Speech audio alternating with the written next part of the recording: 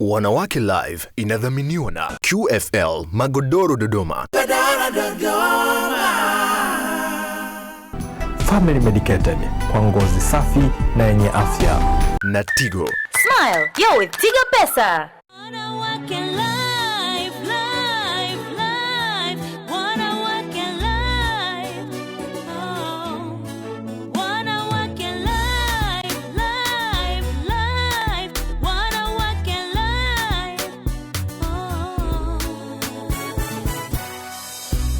Tujadili sote wawili, nguzo family tumepewa akili. Wanawake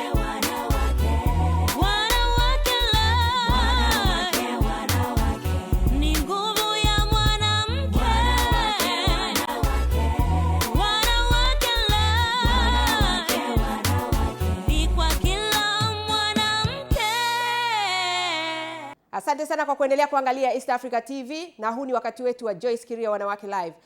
Tuko na Tigo kama wadhamini wetu, lakini vile vile tupo nao QFL watengenezaji wa magodoro Dodoma, bila kusahau watengenezaji wa sabuni za Family Medicated Soap pamoja na dawa ya meno ya Family Dent. Kwa pamoja wao ndio wanatupa support kubwa sana ndani ya Joyce Kiria Wanawake Live. Lakini bila kuwasahau wadau wangu wakubwa wanaonipa muonekano mzuri. Mayfair pale kuna duka zuri kabisa la Beauty Point ambao wao kienda utapendeza kadri unavyotaka. Lakini ukija kwa Maznat Bridal Care ni saluni ambayo itakupa muonekano mzuri katika upande wa makeup. Mimi naomba niwashukuruni sana kwa kuweza kutusupport ndani ya kipindi chetu, lakini pia nikushukuru wewe ambaye sasa hivi unatazama kipindi hiki. Karibu sana kwenye kipindi. Wanawake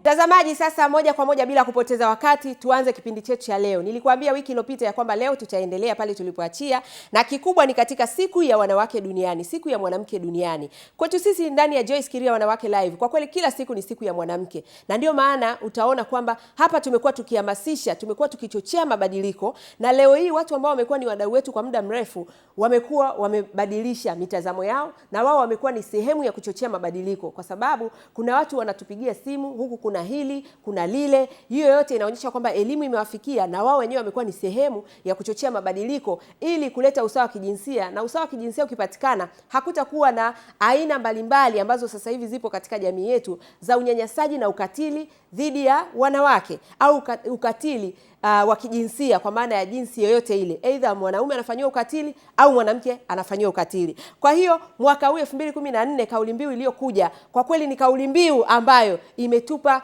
kutukumbusha kwamba tunahitaji kuchochea mabadiliko, ili kwamba vilio ambavyo vipo katika jamii yetu vya ukatili dhidi ya wanawake, hasa wanawake ndio wamekuwa wakiwa mstari wa mbele katika kufanywa vitendo vya ukatili, basi viweze kuisha. Lazima tuchochee mabadiliko ya kuleta usawa wa kijinsia.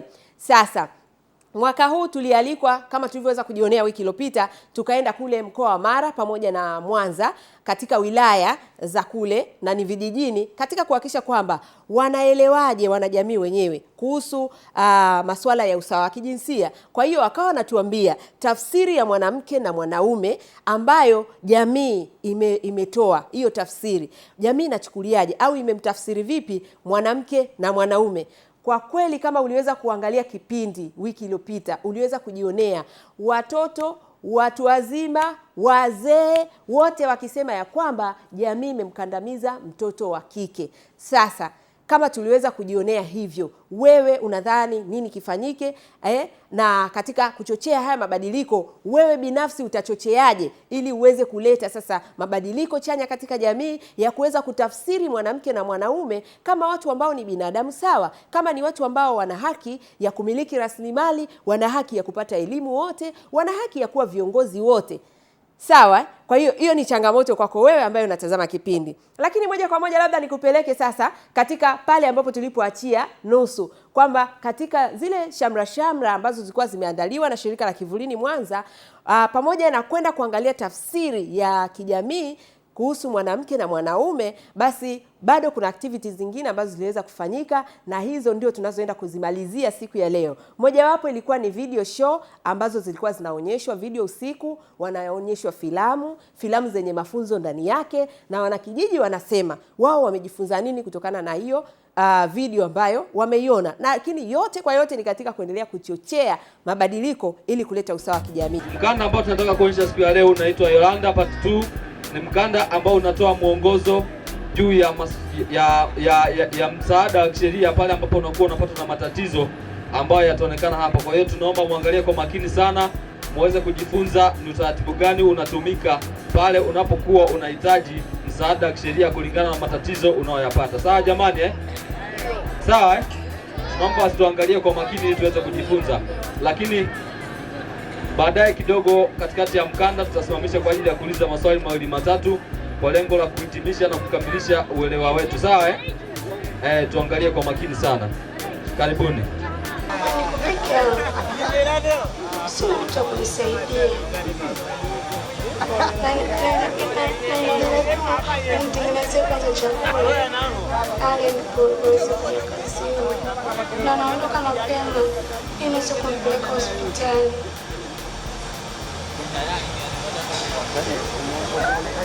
Yolanda, nikuta barua yako. Nenda kwa tuweza kuendelea kuzina sio.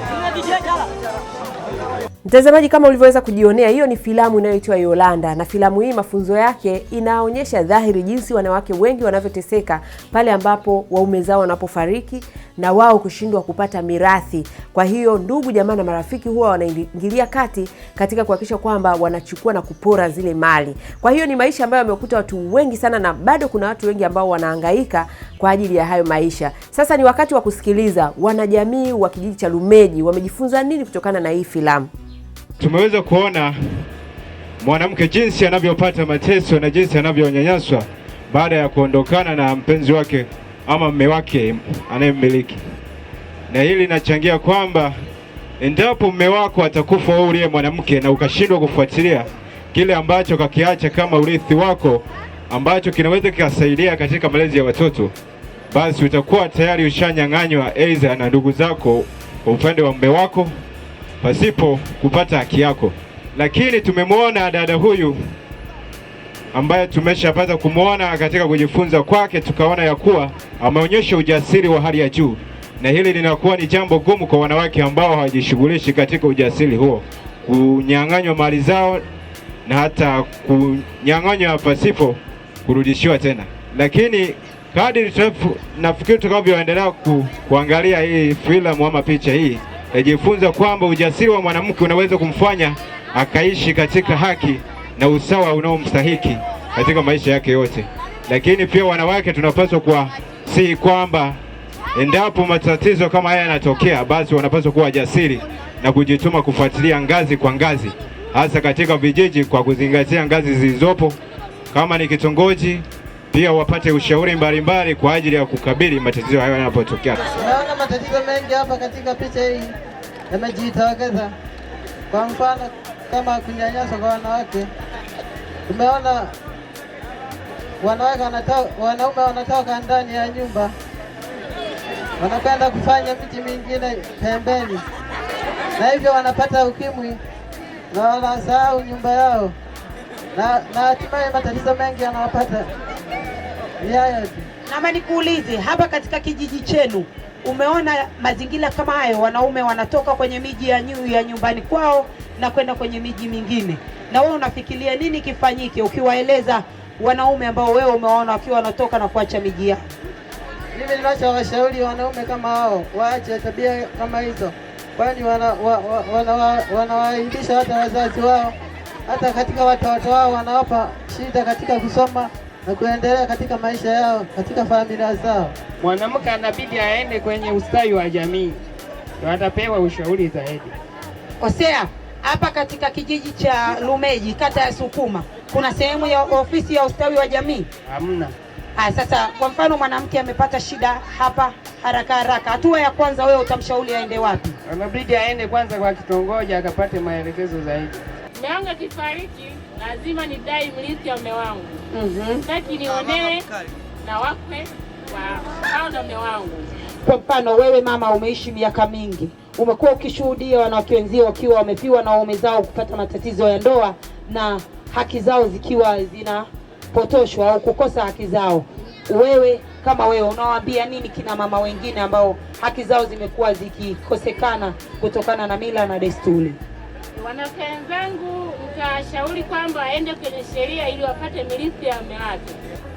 Kwa mfano labda inatokea labda mwanamke amefiwa na mume wake, pale inabidi afate ngazi za kisheria, na vile vile tena na ushauri unaweza kumsaidia. Unaona, kwa mfano hii tabia labda kuna mwanamke eti amefiwa na mume wake afa analisiwa na mwanaume, wewe mwanaume anayemlisi, kwa mfano huko kijijini huko unakuta mtu anamlisi mwanamke sawa, ambaye amefiwa na mume wake, ajui kwamba mume wake alikufa labda na ugonjwa gani. Unaona mtazamaji, hapa na shaka tumeweza kuona kwamba wana kijiji hawa Walumeji waliweza kujifunza kitu kikubwa, kwamba pale ambapo wanaona wanawake wanateseka kwa ajili ya masuala ya mirathi, basi wanatakiwa kuomba ushauri wa kisheria, aidha kwa wanasheria wenyewe au mashirika ya kutetea haki za wanawake au katika ofisi za serikali kuanzia ngazi ya kitongoji, kijiji na kadhalika. Kwa hiyo huko ndio kuchochea kwenyewe mabadiliko ili kuleta usawa wa kijinsia.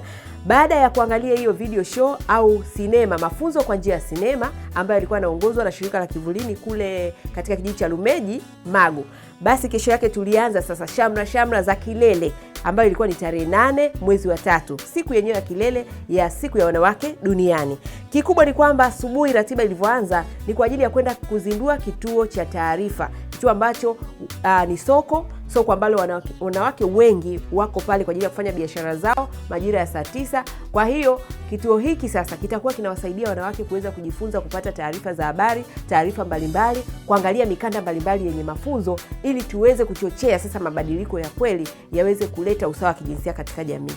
Familia salama, jamii salama. Asante sana. Ndugu mgeni rasmi,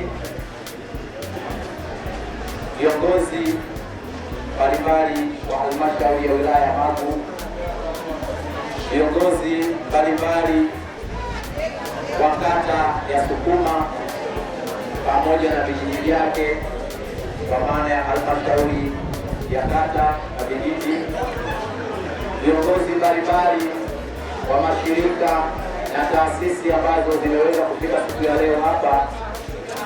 Kama mnavyofahamu, siku ya leo ni siku maalum kabisa, ni siku ambayo tumekuwa tukisubiri kwa hamu. Siku ya leo ni siku ya maadhimisho ya kilele cha siku ya wanawake duniani. Sitopenda kuwa mzungumzaji mkubwa, kwa sababu tukitoka hapa tutakwenda sehemu nyingine. Niseme tu hili lililotuleta hapa. Siku ya leo zaidi tunataka tukufanya uzinduzi mdogo wa kituo chetu hiki, kituo ambacho ama programu ambayo imeratibiwa na uongozi wa serikali ya kata kwa kushirikiana na idara ya maendeleo ya jamii ya wilaya yetu ya Magu.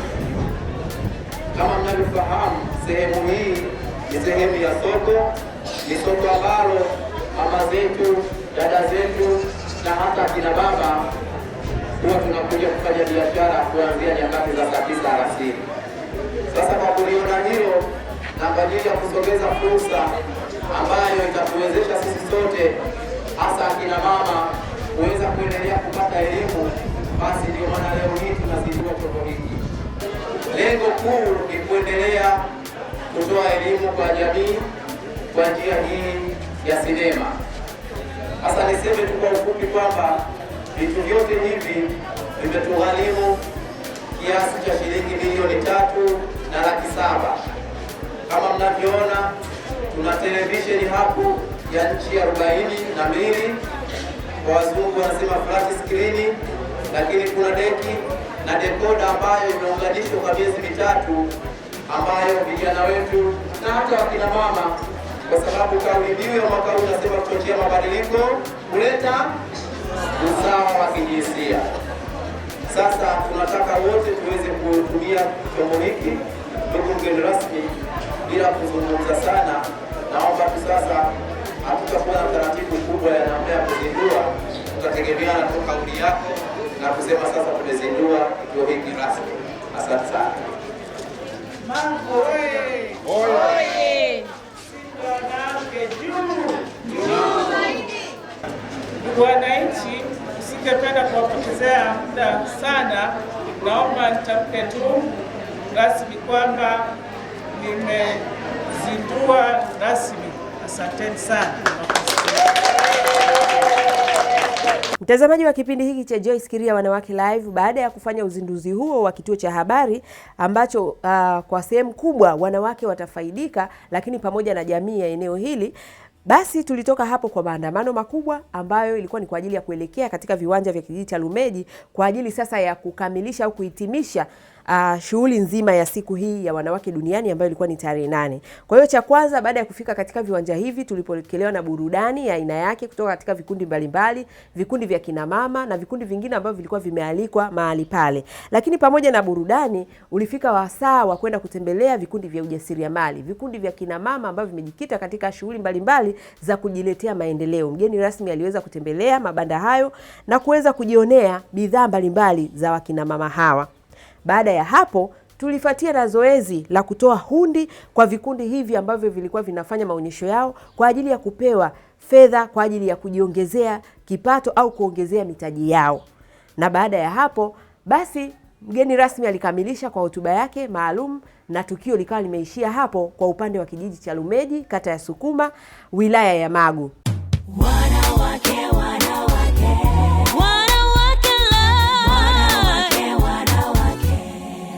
Mtazamaji wa Joyce Kiria Wanawake Live, tunaendelea na kipindi chetu na sasa tumerudi mjini kwa ajili ya kuweza kuona sasa na kusikia mdahalo ambao uliendeshwa na shirika la Kivulini wakishirikiana na wadau mbalimbali waleta mabadiliko katika jamii. Mdahalo huu uliongozwa au ulichochewa na Mama Maimuna ambaye alikuwa mkuu Kivulini, na mama huyu kikubwa ambacho alikuwa amejikita haswa katika mdahalo huu ni uwezo wa mwanamke kutumia nafasi za maamuzi kuleta mabadiliko. Uwezo wa mwanamke wa kutumia nafasi za maamuzi kuleta mabadiliko. Hebu tumsikie kwa makini kabisa Mama Maimuna akichochea mada hii. Nizame zaidi kwa ajili ya majadiliano katika swala zima la maamuzi na haswa uwezo wa wanawake au uwezesho wa wanawake kutumia nafasi za maamuzi katika kuleta mabadiliko. Ninaomba nizame hapa na niseme kwa nini kimenisukuma hiki. Nimesukumwa na jambo hili kama nilivyosema mwanzoni. Moja, mwaka huu na mwaka kesho ni miaka miwili muhimu katika swala zima la uchaguzi. Lakini wakati nakimbizana na kuja huku kutoa mada, nimepata changamoto mbili. Na changamoto hizi nafikiri wengine wanazipata, na nakumbuka wakati fulani mkurugenzi wa Kivulini naye aliipata. Yeye huyo mama ameniuliza hivi, ni kweli tunataka kuchochea mabadiliko ya kuleta usawa na haswa katika ngazi za maamuzi, lakini ukiangalia kwa haraka haraka, asilimia kubwa ya wapiga kura ni nani? Ni wanawake. Lakini wanawake hawa mbona hawawachagui wanawake wenzao? Kwa nini wanawake hawawachagui wanawake wenzao? Ninataka nijikite hapo na tulete mjadala ambao utatusaidia. Mimi nitaeleza kwa nini ni muhimu wanawake washike nafasi za uongozi.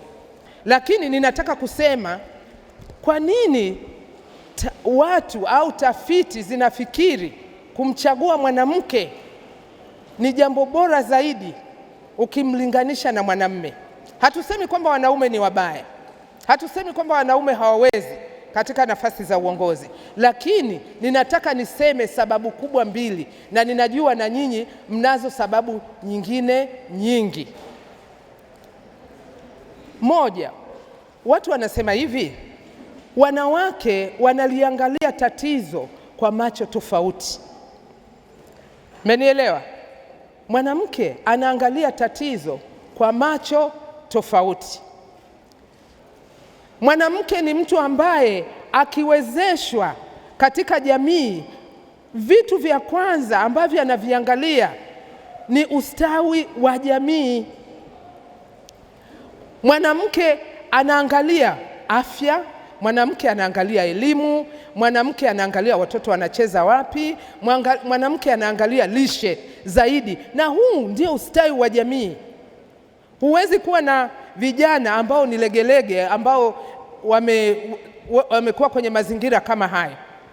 Kwa hiyo tunaposema kwa nini tunataka wanawake katika nafasi za uongozi, kwa sababu wanawake wana mtazamo tofauti.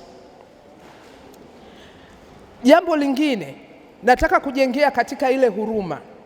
Siku za karibuni tumesikia matamko, wapigwe tu, tumechoka. Yaani tumechoka, wapigwe tu. Na wanaopigwa ni nani? Ni watoto wetu, ni wajukuu zetu. Mwanamke hawezi kutamka hivyo hata siku moja. Hizi ni tafiti mbalimbali. Kwa mfano, kuna tafiti ambazo zimefanyika katika nchi ya Marekani, nchi ya Ulaya na nchi ya India, ambayo imeonyesha kwamba wanawake wakipata fursa za uongozi, kwa kweli wanaboresha hali ya ustawi wa jamii, kwa sababu wao ndio walio karibu sana na jamii. Hata baba akiumwa anaenda hospitali ni nani? Mtoto akiumwa anaenda hospitali ni nani? Sasa nitarudi kwenye swali la msingi, lakini pia changamoto ya pili. Huyu mama akasema, kwani kwenye uongozi hakuna wanawake? Ni mambo gani ambayo wanawake wameleta kweli mabadiliko? Hebu tutafakari.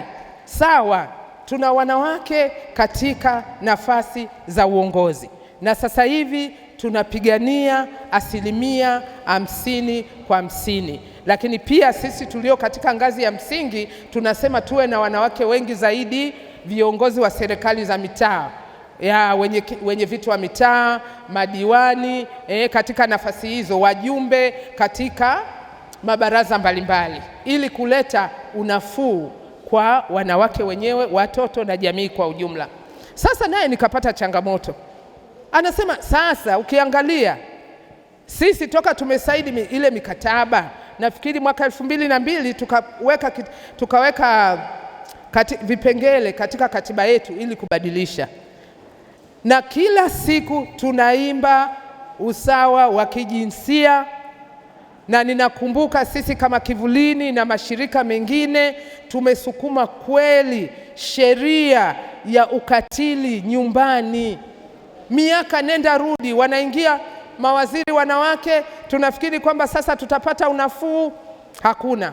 Tunaangalia sheria mbalimbali mbovu ambazo zingewalinda watoto, hazijakamilika. Sasa narudi kwenu na maswali hayo mawili. Hebu mniambie, hebu tujadiliane, hebu tusemezane, hebu tuelekezane. Hivi ni kwa nini wanawake hawawachagui wanawake wenzao? Mtazamaji, bila shaka umeweza kumsikia kwa uzuri kabisa aliyekuwa mkurugenzi wa Kivulini, Mama Maimuna. Ni mwanamke wa shoka, jembe letu hilo, na amezungumzia masuala ya msingi ndani yake, kwamba wanawake tulionao leo wameleta mabadiliko gani. Lakini zaidi ya hapo, tujikite kwenye mada yenyewe ya kwamba kwa nini wanawake hatuwachagui wanawake wenzetu. Kwa hiyo naomba sasa niwaachie wachangiaji ambao waliweza kushiriki katika mdahalo huu. Karibuni sana. Kwa jina naitwa Rozina Temalilwa, natokea Sauti. Kwa nini wanawake hawachagui wanawake wenzao katika uchaguzi? Kwanza tunaweza tukazungumzia kwenye system ambayo inatuongoza, ambayo ni mfumo dume. Wengi wanasema patriarchal system, kwamba wameshajengewa kwamba mwanamke hawezi. Kwa hiyo ni vigumu sana kuona anamwachia mwanamke mwenzie, anajua kwamba baba ndiye anaweza kila kitu. Kwa hiyo ni vigumu sana kumwachia mwanamke hiyo nafasi aweze kuongoza, na ashajengewa ule mfumo kwamba mwanaume ndiye anaweza kila kitu. Lakini kitu kingine ambacho tunaweza kuzungumzia ni kwamba hawana elimu kwamba na mwanamke anaweza. Hiyo ukienda hata kijijini watasikia anakuambia kwamba baba ndiye anakula hiki, mama anakula hiki. Baba anakula kwanza kabla mama ajala. Kwa hiyo inakuwa ni vigumu kumpa nafasi, labda aende pale, aende bungeni, aende sehemu yoyote kwenda kuongoza. Mchango wangu ndio huu, asanteni. Mimi naitwa Faraja Dogeje kutoka Chuo Kikuu cha Mtakatifu Agostino Sauti. Jambo ambalo naweza kuzungumzia kuhusu mada hii, turudi kwanza katika mfumo wa elimu ya shule ya msingi. kuna dada mkuu na kaka mkuu. Nani kiongozi pale? Kaka mkuu. Tukienda darasani kuna kiongozi wa darasa, kuna Monta na Montres. Nani mkuu pale? Kwa hiyo moja kwa moja tunakutana na mfumo ambao unatengeneza kizazi ambacho moja kwa moja tunaamini kwamba mtoto wa kiume ndiye mtoto ambaye anaweza pengine katika swala zima la uongozi. Na ndio maana hata tukija katika uongozi wa sasa hivi au katika nyanja za uongozi ambazo tunazifanya sasa hivi katika chaguzi mbalimbali, tunaamini kwamba mwanamke anafaa kuwa msaidizi tu, jambo ambalo sikubaliana nalo. Pia niwatie moyo tu kina mama kwamba mfumo ambao tumeuzoea kuanzia huko nyuma tuachane nao, tuamini kwamba kina mama nao pia wanaweza kuwa nafasi ya kwanza, kama ambavyo kuna Monta kwamba yule afu kuna Montres, basi kumbe yule Montres anaweza kuwa kwanza akawa mkubwa na mawazo yake yakawa ndio yakasikika sana au yakasikilizwa kabla ya kusikiliza yale mawazo ya mwanaume. Naitwa Sofia Nestori Nshushi, natokea Kiloleli. Mimi nadhani sababu kubwa ambayo inafanya wanawake tusiweze kujitokeza katika nafasi mbalimbali za uongozi ni mifumo kandamizi ambayo ipo katika mazingira yetu. Hii mifumo kandamizi ndio inatufanya sisi wanawake tuwe na uoga na kutokujiamini katika kushiriki nafasi mbalimbali za uongozi katika ngazi zote, ngazi za msingi na ngazi hata za serikali kuu. Tukiangalia hii mifumo tunaweza tukaipinga kwa sababu tukiangalia sisi wenyewe wanawake kuna kaya ngapi ambazo zinaongozwa na wanawake? Sio kwamba head of household anakuwa ni mwanaume tu. Kuna kaya nyingi ambazo zinaongozwa na wanawake na bado watoto wanakuwa katika mazingira mazuri na ambayo katika maadili mazuri. Pia siku hizi wanaume samani wamekuwa kama mapambo tu, sio wote, lakini unakuta mwanaume yupo tu ndani lakini kama pambo. Mwanamke ndio kila kitu, yeye anaongoza familia katika kula, kuvaa, watoto, kila kitu ni yeye. Kwa hiyo tunaona mwanamke anaweza. Hii mifumo tuipinge, tuweze kuona kwamba sisi tunaweza kufanya kila kitu na tunaweza kuongoza. Kama tunaweza kuongoza familia na tunaweza kucontrol uchumi wa familia. Nikitoa mfano, mwanamke anapewa shilingi 1000, lakini hiyo 1000 anaweza kupanga bajeti ya familia yake. Hiyo 1000 anaweza akasave akajiunga katika SACCOS na vitu vingine. Hiyo 1000 anaweza akajinunulia nguo yeye. Hiyo 1000 anaweza akanunulia nguo mtoto na kila kitu. Je, huyu mwanamke hawezi kuweza kupanga uchumi wa nchi? Jibu ni kwamba anaweza. Kama hela ndogo anaweza akafanyia kitu kizuri. Hela kubwa je? Kwa hiyo wanawake tusiwe inferior sana, yani tusiwe nyuma kuona kwamba hatuwezi. Sisi wenyewe tunajiona kwamba tunaweza. Na tukiangalia kwa msichana, tukiangalia wasichana wengi ambao unakuta ni mtoto wa kwanza, baba au mama anakuwa na imani kumwachia familia hata kama amesafiri, anajua familia ataiendesha vizuri.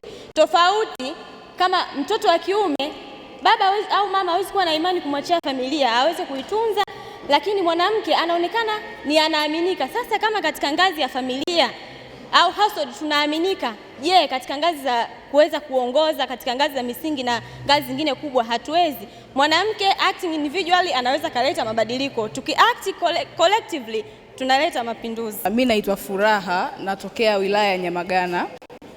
Kama walivyosema kaka na dada pale, ni kweli. Tukisingizia mfumo dume yani ukiangalia kwa ukweli sisi wanawake wenyewe ndio tunaosababisha mfumo dume uendelee kukua siku hadi siku. Na hiyo ni kwa sababu ya chuki zetu sisi wanawake kwa wanawake. Unaangalia kwa mfano mimi kweli ni ruhusu huyu mwenzangu agombei nafasi nikampigie kura apite? Hapana. Akipata hiyo nafasi huyu atatunyanyasa, atanikanyaga. Alafu kitu kingine ni kwamba tumeona mifano mingi. Kuna wanawake wengine kwenye jamii zetu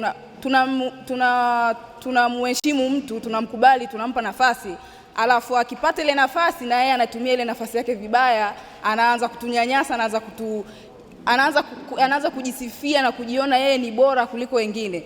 Kwa hiyo kitu inatukandamiza na kutuona kama mfumo dume ndio unatuathiri, kumbe sisi ndio tunasababisha mfumo dume unaendelea kukua zaidi. Kwa hiyo kinachotakiwa kufanyika ni sisi wanawake wenyewe kufunguka, tuwe na ushirikiano na kuaminiana sisi kwa sisi. Asante. Mimi naitwa Baltazar Bisansaba kutoka shirika ya Rehema Nyakato.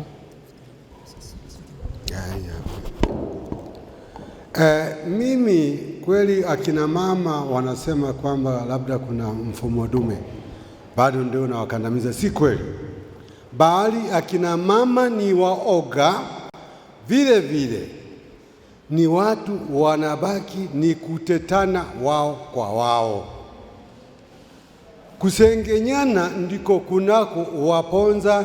Wanasema akipita fulani basi ndio atatukomesha. Hapana, akina mama wanaweza, isipokuwa uoga ndio umezidi na kuwafanya wasijichague kwa ajili ya wivu, kuoneana wivu. Mimi naitwa Kunegunda Ngereja, natoka shirika moja linaitwa Haki Zetu. Ninataka tu kusema kwamba yote waliosema yanachangia, lakini labda kitu ambacho nataka kuongezea ni kwamba ni kukosa uhamasishaji tu, ambacho kimekuwa kitu kikubwa sana, kwa sababu tangu mwanzo tunajua mwanaume, tangu ngazi ya familia tunajua mwanaume ndio bora zaidi. Sasa ni kiasi cha kwanza kufanya kuchochea mabadiliko, na kuchochea mabadiliko ni kuhamasishana tu. Lakini pia nitaka nitoe tu kwa mfano kimoja kingine kadogo. Wakati enzi zetu tunakuwa hapa mjini, hata ukiwa umesimama barabarani zinapita gari ukitegemea kwamba nitapata lifti. Akipita mama na gari anatazama pembeni, akipita baba anakupa lifti. Sasa ndio hiyo nayo imechangia kuona kwamba wanawake hatupendani.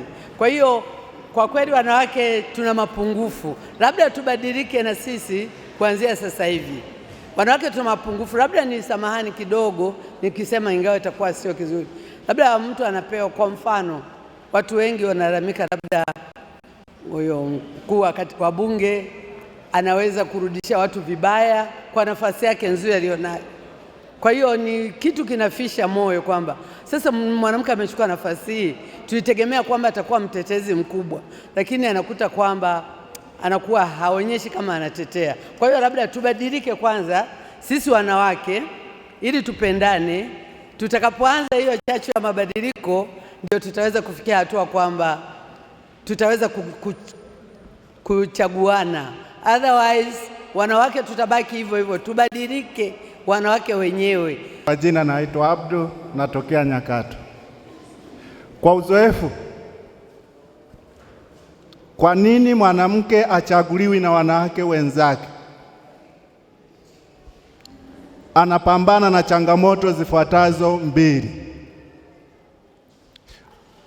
mfumo wa malezi na makuzi aliyolelewa, mfumo wa uongozi tangu amezaliwa. Upande wa malezi na makuzi, amejengewa mtoto wa kike kutothubutu kusimama mbele ya watu, kuonekana ni msemaji sana. Na ili uweze kupata ushindi ndani ya jamii, ni kama unavyomuona dada hapa kutoka Dar es Salaam, ameamua kujitoa. Hiyo ni changamoto moja ambayo anakabiliana nayo huyu mwanamke tunayemzungumza hapa leo. Tunaenda mbele sana katika hayo malezi na makuzi. Mtanisamehe, mimi kama nilivyosema naitwa Abdu. Mtoto wa kike wa Kiislamu kufika mbele pala akaanza kupiga kelele, wakati mwingine inamuia tabu.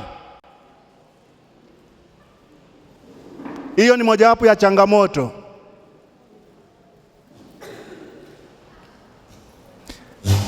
Changamoto nyingine ambayo katika malezi aliyokulia ndani ya serikali yake, amejengewa yeye ni mtu wa kupewa zawadi. Mpaka juzi mimi nimesikia bungeni bado wanadai viti maalum. Kweli hata sisi wanaume tungekuwa tunajua kuna viti maalum tungegombea? Tena hao wasomi hao tunaowapeleka hawajajitambua hilo. Unapenda msaada upewe zawadi tu, viti maalum utoshi. Hizi naona ndio sababu ambazo zinamfanya mtoto wa kike hata jamii ishindwe kumtambua kwamba anaweza. Kwa jina naitwa Javius Kaijage, ni mwanafunzi wa Sauti, kitivo cha mawasiliano ya umma. tumeongea mambo mengi, lakini ukija kuangalia yote hayo yamelalia katika mfumo mmoja. Hii ni swala la kisaikolojia. Mambo ya wivu, sijui uchumi, ni swala la kisaikolojia kulingana na jinsi mtoto ambavyo amelelewa. Bila kubadilisha mfumo na saikolojia huyo mtoto wa kike itakuwa ni vigumu, itachukua muda. Mtoto wa kike yeye ameambiwa kwamba akae jikoni apike, na anakaa na mtoto wake wa kike huko, wanaongea masuala ya jikoni huko, aje sebuleni kukaa na baba wakaongea mawili matatu. Hilo ni tatizo, swala la kisaikolojia. Kwa tukitibu saikolojia, matatizo yote yataisha. Jambo la pili, wanahabari, waandishi wa habari. Samahani, mimi ni mwandishi wa habari, ndio taaluma yangu, lakini na nyinyi itabidi niwagusie. Wanahabari, vyombo vya habari vina uwezo mkubwa wa kushape, wa kuchonga jamii. Mwanamke anaamka asubuhi akiangalia kwenye gazeti, aliyepewa umaarufu ni Zitto Kabwe, sijui ni Mbowe, sijui nini. Kwa hiyo anakuwa anaelewa moja kwa moja kumbe ambao wanaweza ni wanawake pekee, wanaume peke yake. Kumbe angelikuwa anaona watu wengine kwenye vyombo vya habari ingeweza kusaidia sana. Kwenye runinga anamuona mwanaume, wanawake kwenye mapishi tu. Mapishi live, umeona? Mambo ya siasa hawapo. Kwa hiyo ni tatizo waandishi wa habari, tutumie taaluma yetu vizuri na wanawake tuwashepu. Kama na wenyewe mambo makubwa wanayofanya, tuandike kwenye zile tunaita front page, kurasa za mbele waonekane. Akina Halima Mdee wapo, tunawaona wanafanya mambo makubwa, lakini ukiamka asubuhi Zitto Kabwe. Kwa hiyo ni tatizo waandishi wa habari, tukibadilika mambo yatakuwa mazuri. Kwa jina naitwa Madam Anifa Abed, natokea Bwiru Girls. Nachoweza kusema kikubwa zaidi ni kwamba wanawake wengi hawana elimu. Kwa mfano, unaweza kukuta vijijini wanajua kabisa tunaenda kupiga kura, lakini asilimia kubwa ya wanawake hawapigi kura kwa sababu wengi hawajui umuhimu wa kupiga kura. Hata kama kuna mwanamke anatakana achaguliwe, wengi hawajui. Kwanza wanajua kwamba kura ni kwenda kupoteza tu muda, kujipanga foleni na kupiga kura kupoteza muda. Cha msingi zaidi, kama vile mashirika binafsi yanayoshughulika na mambo ya kijinsia wafikie wanawake. Vijijini kuna wanawake wengi sana, pengine hata kuliko mjini, wenye elimu kuhusiana na umuhimu wa kupiga kura, umuhimu wa kuchagua. Kwa hiyo nafikiri ni vizuri zaidi mashirika kama kuwafikia wanawake wengi walioko kijijini na kuwaelimisha nini umuhimu wa kupiga kura na umuhimu wa kuwachagua wanawake wenzao. Mimi nafikiri wanawake wanaweza sana. Asante. Naitwa Masumbuko J bwana, natokea Sauti. Ili swali ni zuri, lakini mimi napingana nalo. Ni kwamba wanawake wanapeana uongozi. Tatizo ni kwamba wanawake hawajitokezi katika kugombea uongozi. Nasema hivyo kwa mfano kama Halima Mdee, yule ni mwanamke alipewa uongozi na wanawake wenzake. Sina uhakika kama kule Kawe wote walikuwa wanaume waliopiga kura siku hiyo. Walikuwepo, usikuta wanawake walikuwa wengi, lakini tatizo ni kwamba wanawake amjitokezi katika kugombea nyadhifa mbalimbali. Hivyo inakuwa ni vigumu zaidi kama kuna nyadhifa, kuna wenda kugombea udiwani, watu waende kuita nyumbani kwamba njoo tukuweka hapa ugombee. Lazima ujitokeze ndipo watu wakupe kura. Kwa hiyo mimi ninachosema ni kwamba wanawake wanapeana uongozi, ila wao wana uoga wa kujitokeza, ndio maana hawapei. Wanaojitokeza wanapewa uongozi na wanawake wenzao, nikimaanisha spika wa bunge pamoja na yule aliyemsema Halima Mdee. Kwa jina mimi naitwa Priska ya Mlinga, natokea Kilumba. Jamani, wakina mama tunaweza na wakina mama tunachaguana. Sababu ninavyosema kwamba tunachaguana, kuna viongozi walio ngazi za juu wamechaguliwa na wakina mama hao, lakini wakina mama tumeathirika kisaikolojia kutoka mfumo tulivyolelewa. Mimi nimesikia dadangu pale katuambia kwamba tuna miaka 100 tunadai haki. Ujue kwamba bado tu wagonjwa, tumeathirika kisaikolojia, ndio inatufanya tunajichelewesha wenyewe kujichagua. Mama akisimama, kwa vile tumelelewa hivyo, akisimama kuongea anaonekana huyu mama na yeye huyu ataweza, huyu naye mama, yani ile kusemana, wivu, sababu ya kuathirika kisaikolojia. Lakini wakina mama tujiulize, tuna vikundi vya kina mama, si tunachagua na kina mama wale. Kuna kwenye vyama, kuna wanawake wawata, si wanawake, si wanaitwa wakina mama wakuje vyama, tunachaguana, tuna viongozi wetu, sio wanaume, ni wanawake tumewachagua. lakini bado tumeathirika kisaikolojia. Tunahitaji elimu. Nenda vijijini, kama utamwona mama anajitokeza sababu hana elimu. Naona kidogo mijini wakina mama kidogo tumesimama, tunaanza kupata elimu, lakini tumeathirika. Tunahitaji elimu. Hata kule kuoneana wivu sababu ya elimu, hata wanaume wanaoneana wivu, lakini sisi tunahitaji elimu zaidi sababu tumeathirika kisaikolojia kufuatana na mfumo tulioanzia. Sasa kwa vile tumeweza kusimama miaka 100, tujiulize, ni ugonjwa mkubwa ambao bado tunao. Tumeathirika pakubwa, tunahitaji matibabu, na matibabu ni elimu. Wakina mama tunaweza. Mimi nilikuwa kiongozi wa tawi, nilichaguliwa na wanawake walio wengi. Uangalie hata makanisani wanaohudhuria ni wanawake walio wengi.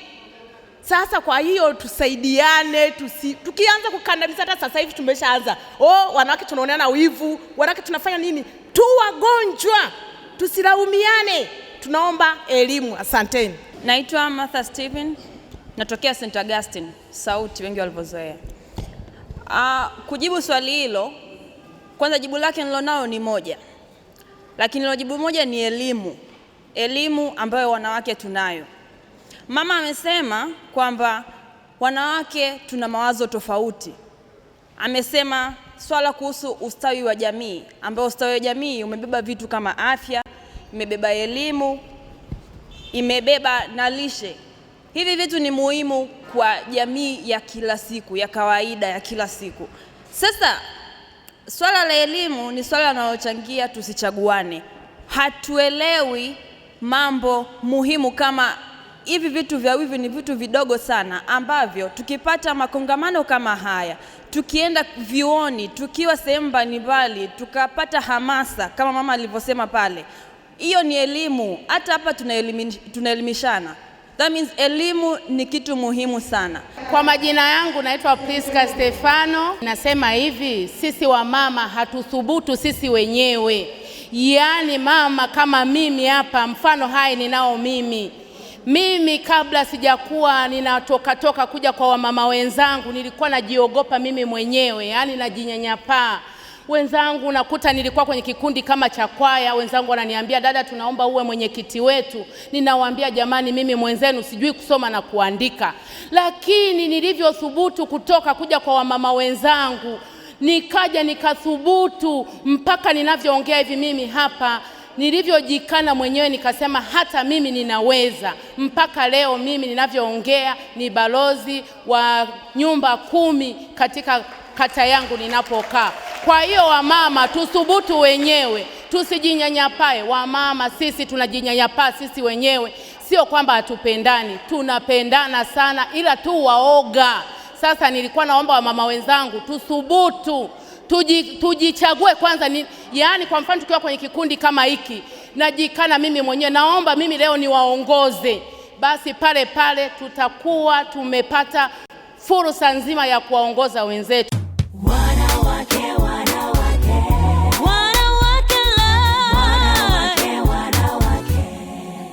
Haya sasa mtazamaji, bila shaka umeweza kufuatilia kwa undani kabisa, kwa karibu kabisa, kwa tafakuri ya hali ya juu ya kina kuhusu mjadala huu wa leo, mjadala huu ambao uliendelea pale Mwanza katika kuulizana kwamba kwa nini wanawake hawachaguani. Kumbuka tunaenda katika uchaguzi wa serikali za mitaa mwaka huu, tunaenda katika uchaguzi mkuu mwakani.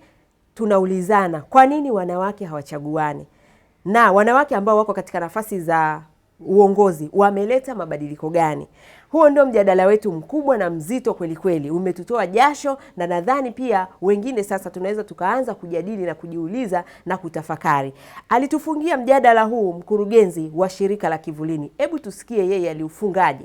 Nataka niwaache na maswali machache ya tafakari, wakati mama yetu na yeye sasa anajiandaa kwa ajili ya kuangalia majibu haya yaliyojitokeza na nini sasa tutafanya. Swali la kwanza, tunahitaji wanawake wangapi wawepo kwenye ngazi za madaraka nchi hii kwa ajili ya kuleta mabadiliko ndani ya wanawake?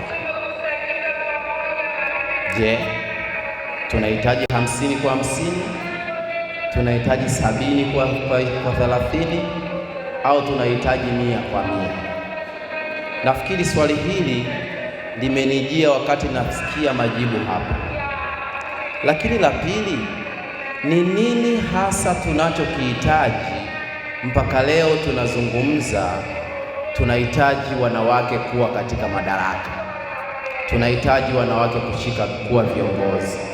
Ni nini tatizo? Swala la haki na usimamizi wake halina mwanamke, halina mwanaume. Haimaanishi kwamba ukifika wewe ukiwa mwanaume basi usisimamie, au ukiwa mwanamke basi usisimamie. Kwa tunapozungumza swala la haki, na haki hizi tusiangalie tu katika mfumo wa kawaida, tunazungumza zile haki za msingi za binadamu. Sasa katika mtazamo huu, pamoja na changamoto ambazo tumezisema hapa siku ya leo, hatupendani, hatujaliani, hatuwivu, lakini bado tujiulize,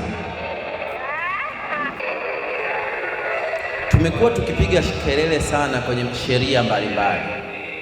Wizara hii ya Sheria na Katiba imeshikiliwa na wanawake. Je, hawakuona au ndio tunaendelea kwenye mfumo dume? Juzi hapa tulikuwa na vurugu sana ya kwenye madini huko Mtwara na Lindi, gesi na nini na mafuta. Sheria zimetungwa, sera zimetungwa, zimepitishwa na hazijarudi hata kwa wananchi. Leo hii tukizungumza sheria ambazo zinakandamiza wanawake katika nchi hii, tunaambiwa tunahitaji mchakato mrefu kwelikweli kuzibadilisha. Mimi kwa imani yangu huwa nasema hivi, yaani tunahitaji mwanamke mmoja tu kuleta mabadiliko katika nchi hii, kama kweli tuna nia ya dhati.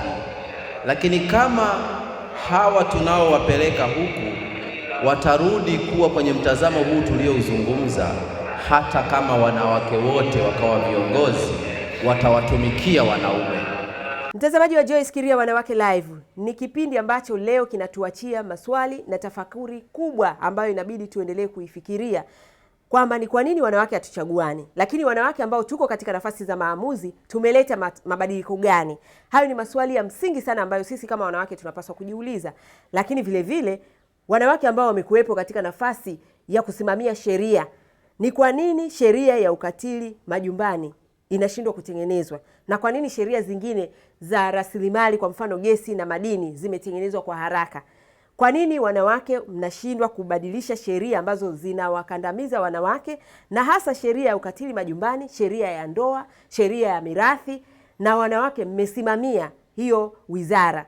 Kwa nini? Hayo ni maswali ya msingi sana ya kujiuliza. Na wanawake kwa ujumla ambao mko katika ngazi na nafasi za maamuzi, ni mabadiliko gani ambayo mmeyaleta kwa wanawake wenzenu? Uwezo wa mwanamke kutumia nafasi ya maamuzi kuleta mabadiliko. Hebu jitafakari wewe ambaye uko katika nafasi hiyo ya maamuzi. Hiyo ndio changamoto ambayo naiacha kwako leo, na sisi ndani ya Joyce Kiria Wanawake Live tutaendeleza kuchochea na kuchochea na kuchochea, ili tuweze kuleta usawa wa kijinsia, ili tuweze kuleta mabadiliko katika jamii. Kwa hiyo sasa hivi nikurudishe studio kwa ajili ya kumaliza kipindi, kwa sababu kwa kweli muda wetu umetupa mkono. Wiki ijayo tutatoa nafasi kwa ajili ya kuongelea bunge la katiba ambalo linaendelea, na kwa mara ya kwanza niliona wanawake wote wa bunge walisimama kwa nafasi moja, walisimama bila kuangalia kila mtu anatoka tabaka gani, chama gani. Huyu ni mjumbe tu, sio mbunge, yeye ameletwa tu kwenye bunge maalum la katiba. Wote wanawake walisimama pamoja. Mimi niseme pale ilikuwa ni hatua kubwa sana ambayo mliipiga. Kwa hiyo mambo hayo ndio tunayoyataka, mlete mabadiliko kwa namna hiyo. Wanawake muwe kitu kimoja. Hatuhitaji wanawake 1000 ndani ya bunge ndio tulete mabadiliko. Nyinyi mliopo ni wengi, mna uwezo wa kuleta mabadiliko makubwa sana. Kwa hiyo niwapongeze sana wanawake wote ambao mnatuwakilisha kwenye bunge la katiba kwa kuweza kusimama na kusema hapana, tunataka haki zetu, tunataka haki zetu. Kwa kweli, na mwenyekiti aliweza kuwasikiliza. Kwa hiyo huo ndio mwendo. That is the way to go sasa hivi. Hatutabembeleza haki yetu, itabidi tuidai kwa nguvu kama mlivyoweza kusimama, na ikiwezekana pia mnatoka nje kama wale wengine wanavyotokaga nje kudai haki za wanawake. Kwa kufanya hivyo tutaweza kuchochea mabadiliko zaidi kwa haraka zaidi, ili kwamba wanawake waondokane na masuala haya ya unyanyasaji na ukatili wa kijinsia. Mimi naomba niwashukuru sana.